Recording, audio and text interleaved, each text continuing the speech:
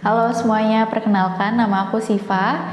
Saat ini aku menjadi salah satu spesialis di RUD Indonesia, khususnya di kelas Preparation for Learning Progression.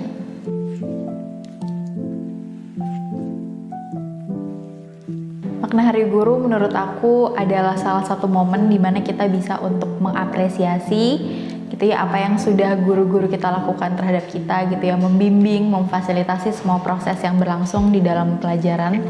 Jadi momen ini harus dihargai dan diapresiasi untuk guru-guru yang ada di Indonesia.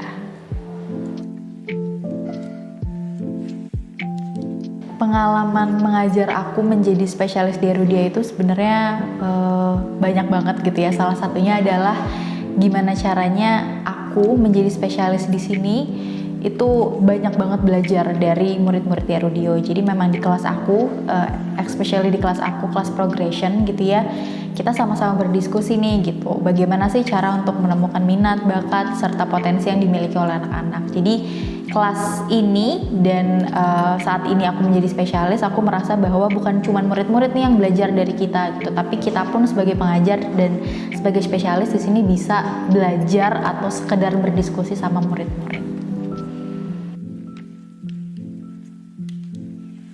Erudio ini merupakan sekolah yang kita melihat kepada students oriented gitu ya. Jadi kita benar-benar melihat nih kebutuhan siswa-siswi itu tuh apa gitu. Jadi kesan aku mengajar di sini atau menjadi spesialis di sini, aku benar-benar harus bisa untuk melihat karakteristik masing-masing anak gitu ya di setiap pelajaran, di setiap kelas gitu ya. Begitupun juga dengan bagaimana kita bisa memahami gitu apa sih yang mereka butuhkan gitu. Makanya di kelas aku di awal pembelajaran biasanya setelah aku propose silabus kepada mereka gitu, aku tanya kepada mereka, ada materi atau topik yang ingin kalian tambahkan atau gimana nih dari silabus yang sudah aku buat gitu. Biasanya ada anak-anak yang bilang, Kak sepertinya perlu ditambahkan materi yang lain gitu, atau Kak kayaknya kami butuh materi ini deh untuk bisa memperkuat pemahaman kami.